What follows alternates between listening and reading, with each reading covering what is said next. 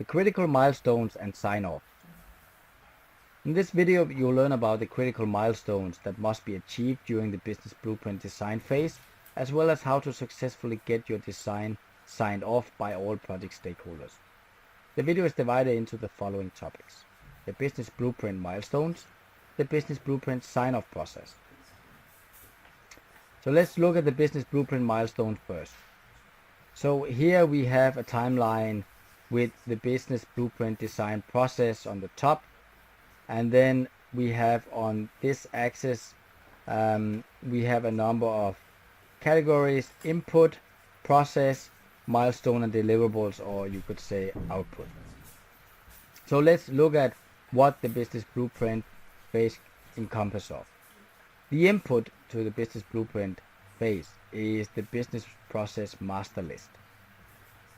This one, as mentioned, will either be created during the early assessment or feasibility study of the project and might need to be revised, or it will be created during the as-is analysis. Either way, this is the input to the business blueprint design document. After the as-is analysis, you will have the as-is analysis document, and or you might have the business process master list, but you should really have this very early on, because this is the checklist that you are going to tailor your as-is process around. You want to go through that, you understand the as-is process for all that process list, and you want to check that you have your design, your to-be design covers all the processes on the same list. As mentioned on the previous lesson, the as-is analysis document is not always a formal deliverable. It might just be a process you go through where you take some working notes. Next step is the to-be design.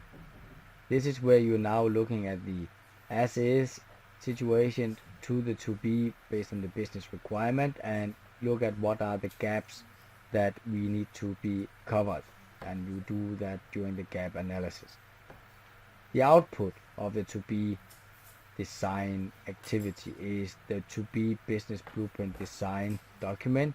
I put here as a draft because it is a draft at this stage, and it's also a list of identified ABAP developments, as well as in the business blueprint document you will also have consideration about authorization and so on, KPIs, workflow conversions, and so on. But there's two major deliverables, and that is the list of the ABAP developments, and it is the business blueprint design document. Both of those are in a status draft at this stage. Next, you now go into the design confirmation workshop.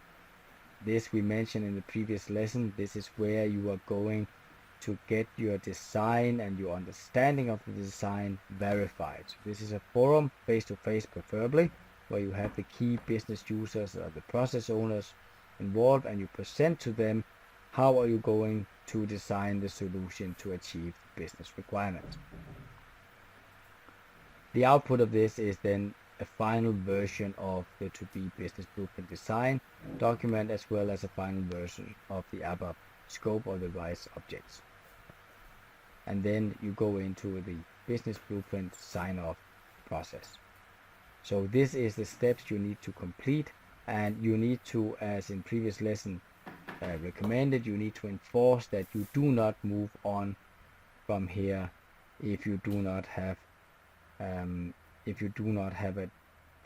design that has been signed off. Now, one note about this RISE, some might ask, why is this one important? This is important as often on projects you haven't scoped this work yet. And it might be that before you start the realization phase, you actually want to go out and source a vendor. You might even not have the vendor yet for this. So to get this scope confirmed is very important, as you will need this as input for planning, estimation, and even vendor selection for your build phase, which is the realization phase. So if we just look at the sign-up process in a little bit more detail. So the sign-up process is the design confirmation workshop, and is the business blueprint sign-off. And we will share some good practice in terms of getting this sign off. As said before in previous lessons, sign offs are never smoothly, so let's take a look at the lessons learned to hopefully help you on your project to make it smooth as possible. First of all, agree on how the confirmation workshop is going to happen and the sign off process is to be facilitated. Is this going to be face to face? Where is it going to be? What is the location? Who are we going to invite, and so on? And who are we going to invite? You need to confirm the participants to be involved early because you want to make sure that they can be available. Thirdly, you need to agree on the documentation, the format of the workshop, result, and the sign off itself. What are going to be documented when you leave the room? Agree on how to handle a situation where not all sign-offs can be completed at the same time and work to be carried over to the next phase. You might have an overlap, but how will that impact to your business blueprint sign-off process? Expect and plan for time between the confirmation workshop and the sign-off process. There is always items that need work, items that need rework, and no matter how well you prepare, there is always something that needs to be changed. And if you want to enforce that nothing moves on until you get the sign off here, then you need to have time between these two to do some rework. And then there's only left to say documentation, documentation, documentation, as people tend to forget.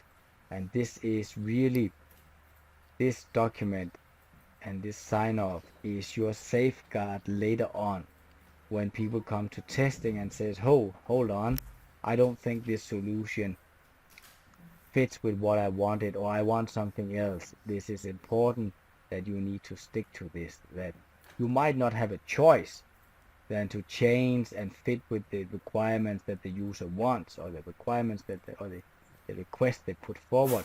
But it is important for safeguarding yourself and the project team that you can document and demonstrate to the steering committee that this situation is not because of you, this is because of changing requirements. Now, if it's an internal project or even an external project, everyone is on the same boat with the same goal, but it is important that accountability is placed because it can be very demotivating for your team if they have worked very hard to design and build a solution and then they're being told when they get to the user acceptance test or the training that, oh, I want something else and it's your fault. So it is very important that you document and safeguard yourself and your team to make sure everyone is motivated if someone should forget. With that said, let's do a summary. So after completing this video, you should now have an understanding of the milestones that must be achieved during the business blueprint design phase and how to successfully get your design signed off by all the project stakeholders, as well as safeguard yourself and your team.